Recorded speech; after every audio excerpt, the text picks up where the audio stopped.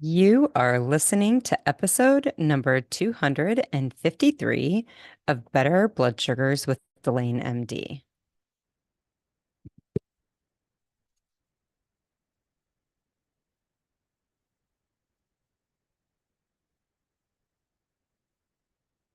All right. Hi there. Welcome to the podcast. I hope this is recording, although I can't be sure. Fingers are crossed. Um, I'm glad you're here. Thank you for joining me today. Thank you for taking some time. Um, Thank you for committing to your health and trusting me to help you along that way. So I appreciate you for being here. Today, we are going to talk about exercise and insulin resistance and diabetes and kind of how to improve your insulin resistance using the tool of exercise. This month is going to be dedicated to talking about exercise as a tool to help you improve your blood sugars and help you improve your insulin resistance and in general help you um, reverse your diabetes. That's such a charged term. I don't know that people like it or don't like it, but if you're interested in seeing better blood sugars, I'm going to teach you this month. I'm going to talk a lot in the podcast this month about how to do that. So I want to review for anybody who's new or doesn't quite understand, because this is not intuitive and it's certainly not what is taught in the medical community about your diabetes and what's causing your diabetes. So, um, diabetes is insulin resistance. It causes your blood sugars to go high. In the medical community, we diagnose diabetes by high blood sugars, but those blood sugars, that high blood sugar is caused by insulin resistance. Insulin is a hormone that's produced by your pancreas, and it is a response to the food that we eat.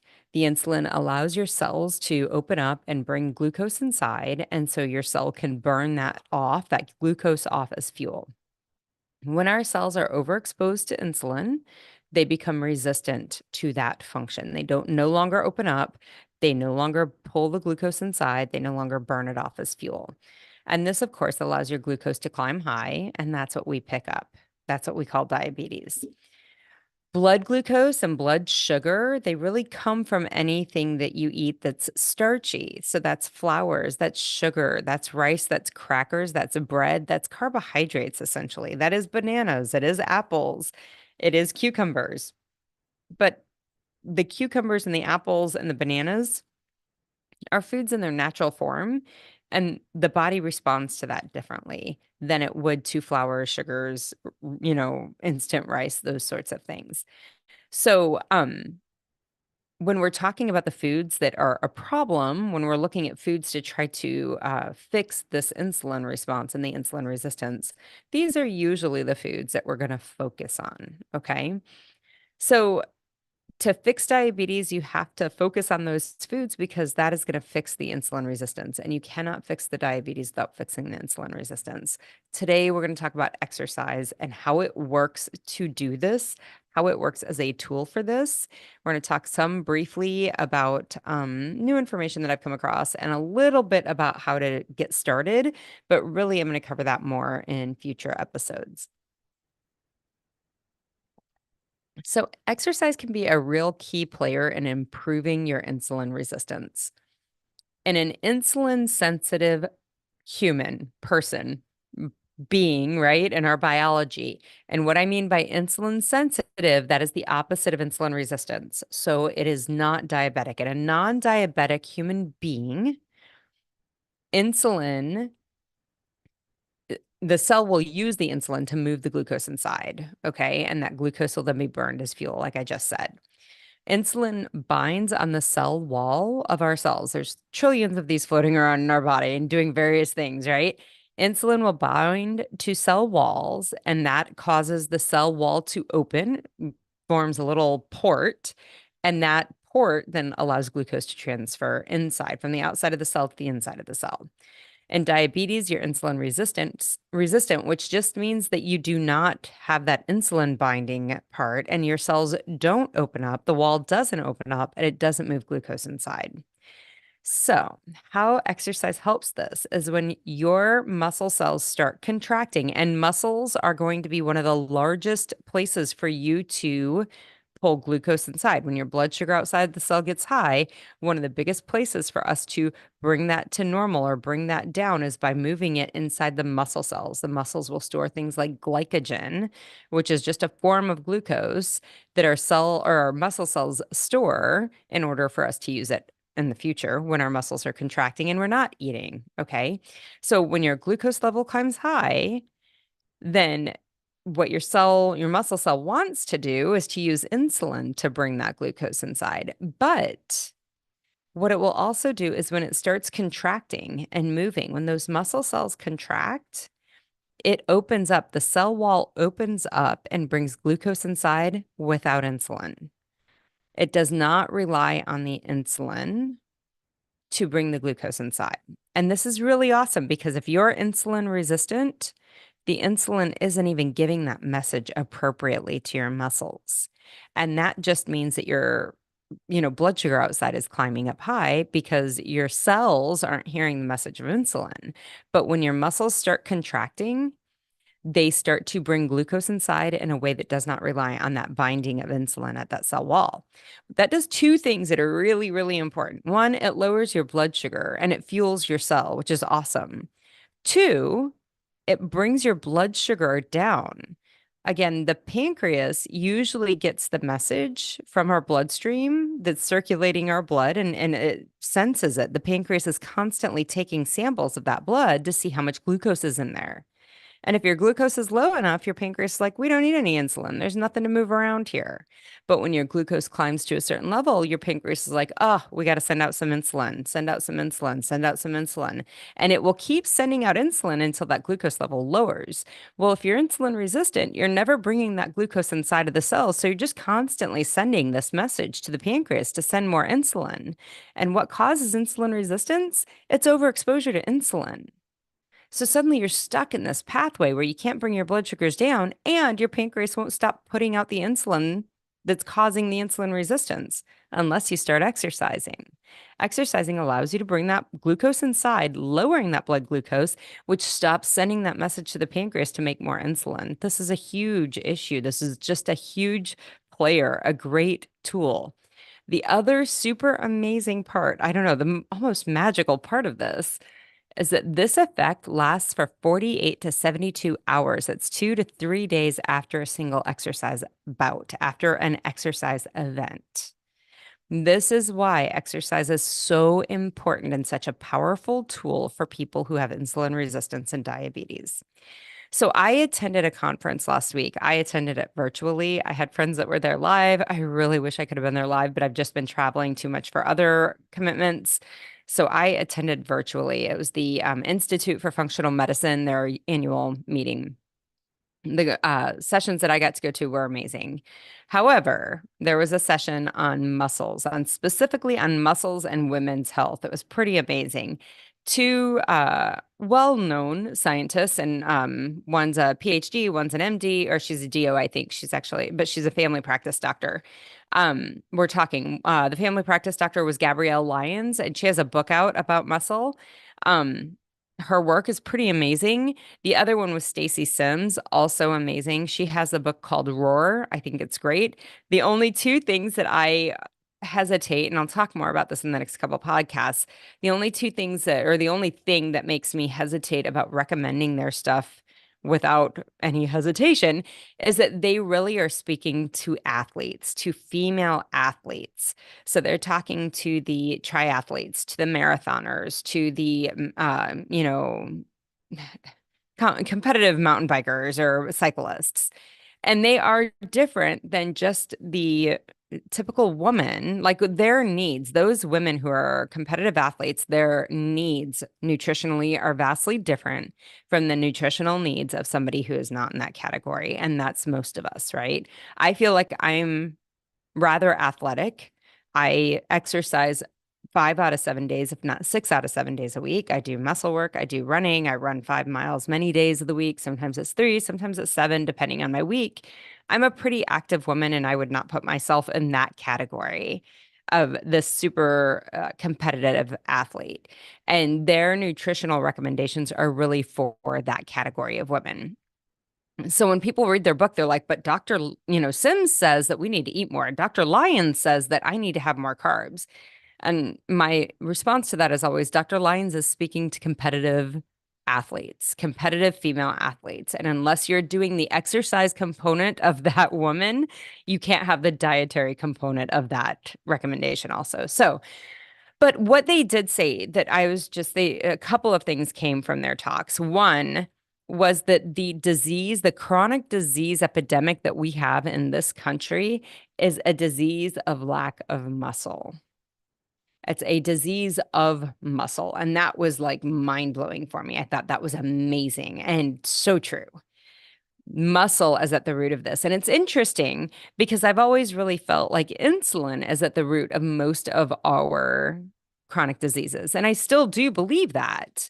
But I do believe deeply that muscle could be at the root of the cure for this. Like, yes, we need to stop eating junk food. And neither of those two amazing scientists and both of them do so many studies, just amazingly bright women. Both of them would tell you junk food is not on the table. There's no amount of exercise that undoes that. But I could not agree more that we have got to start paying better attention to our muscle mass and our muscle function, and that as a healthy human being. The other thing that was said, that again, like when I heard this, I was like, oh God, that is so true. The other thing that they said is that we cannot, if we do not have healthy muscle and a healthy activity level in our life, if we are not exercising humans, we cannot be healthy humans. If you intend to be a healthy human being, you must be an exercising human being also. And I couldn't agree with that more. I think that's spot on. So, other benefits, I'm going to talk a little bit more. I'm in the middle of Dr. Sims's book, Roar. Um, and I've listened to one or two of Dr. Lyon's podcasts. And again, there's a lot of things that they say that I'm like, yep, yep, yep, absolutely agree with. The one thing that I would warn women of is unless you're doing the exercise that they're speaking of, you cannot be hoping to hold to the dietary recommendations that those two, their coaches, they work with high, performing athletes. You can't be expected to have the nutritional requirements that they're recommending and what they talk about. So, other benefits of exercise I want to talk about: strength, of course, being able to be strong enough to do the things that you need to do. That is not only good for our muscle and our insulin resistance and our glucose control, but it's also good for if you fall, you need to be able to pick yourself up off the ground, or if you drop something, you need to be able to pick it up. Just as we get older as women, we need to be strong enough to take care of ourselves and do the things we need to do each day. Other benefits that you get from exercise and strength training: balance. Huge, huge thing as we get into our older years. I'm 49. I don't feel like I'm that old, but I already am noticing balance issues and me having to really focus more on balance. Balance is really an element of our muscle function and our neuro function. So there's really two things going on there that you're improving: cognitive, neuro, promotion of neuro benefits and health, and the opposite of neurodegeneration, which are like cognitive decline and Alzheimer's, right? That's part of it. And then also our muscular activity, and the connection between those two. So balance is a big thing that you get when you are exercising. And then, of course, going into our older years, the older we get, just the next birthday you got, the more muscle mass that you can have on your body protects your bones from breaks, it keeps the bones themselves stay stronger, but they also have more things wrapped around them to protect them, more things like muscles wrapped around them to protect them. So just in general, focusing on how much muscle mass do you have as you're going into your elder years. So those are the reasons that exercise is so helpful, and I think it's really important.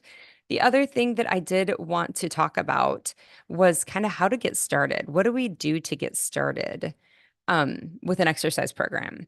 One, I want you to do something that you will continue to do. That's really That's prime. That's number one. That's the alpha. That is the thing you're going to need to focus on. Doing something that you can continue to do is the best exercise for you. Doing some exercise is always better than none exercise, some versus none. So if it's you're starting with walking or you're starting with just some calisthenics, sit-ups, push-ups. They may not be perfect exercises. I'm not going to say they're being perfect exercises, but there's something you'll do, then do that. Start there. Start at 10 minutes a day. 10 minutes a day, ladies, is not enough. I need you to understand that. Do not believe you can do 10 minutes a day for the rest of your life and have all the benefits you need, all the things that we're talking about that are going to be benefiting you as you grow older. If you're doing 10 minutes a day of exercise, that's not it. You want to start at 10 minutes a day and then you want to work up. Your goal is going to be at 210 minutes a week. Some people say 150. The more information out there, I think we need more. So 210 minutes a week. So start at 10, work up. If that's all you can do, great. Whatever you can do, walking, slow jog, sit to stand, wall push-ups, sit-ups. So sit to stand, that's sitting in a chair and then standing up. This works balance. This works your quads. This works your core strength. It works all sorts of things. It's a quality exercise. If you can get into a class and have a quality instructor teach you and guide you through, great. But whatever it is, set yourself a minimum baseline commitment. And if that needs to be 10 minutes, no matter what, at the end of the day, if I haven't done at least 10 minutes, I know I can do at least 10 minutes of exercise before I go to bed. Do that and then work your way up. So that's what I have. I'm going to talk more this month about the benefits of training your muscle and building muscle versus cardio and what the difference is and why they're different and what you should be doing to help your insulin resistance. But right now, I just want you to understand the importance of exercising. I truly cannot be stated enough. And in my soul of souls, I really do agree. I think it was Dr. Lyons that said, if you're going to be a healthy human, you must be an exercising human. Like that is a requirement to being healthy. I do believe that. So, and it's an incredibly powerful tool for you to improve your insulin resistance. So if you're wanting to see better blood sugars, this is going to be a great tool to get you there. If you are on medications, and I will be talking about this in future podcasts this month about meds and exercise, but make sure you're, talking with your doctor before you start an exercise program. And if you start making any of the dietary changes that I recommend in this podcast, you need to keep a close eye on your blood sugars. You need to call your doctor. You need to find out how they want you to share your blood sugars with them and how they intend to share medication changes with you so that you can stay safe. If you do not do this, it can be very dangerous depending on your medications. You can get very sick, the kind of sick that involves a hospital stay, an ER visit, and possibly even death. And you are not making these changes to die early. You're making it to have a longer life. So please be very careful and call your doctor and get a good line of communication open with them. I do have help for you if you're wondering about what to eat and how to get on that path. I do have a 14 Days to Better Blood Sugars workbook. You can download it at delanemd.com/better. If for some reason that link doesn't work, you send me a message, delane@delanemd.com. I will get you a copy of this. If you have any questions, email me, delane@delanemd.com. I'm happy to answer anything. And then I would also like to ask you, if you're enjoying this podcast and finding the information helpful, please rate it and review it. The more people that rate and review this podcast, the more people this podcast gets offered to or put in front of so that they have access to this information. 9 out of 10 of Americans are struggling with health and insulin resistance. People need to hear this information so they know they don't need to be sick and tied to the healthcare industry for the rest of their life.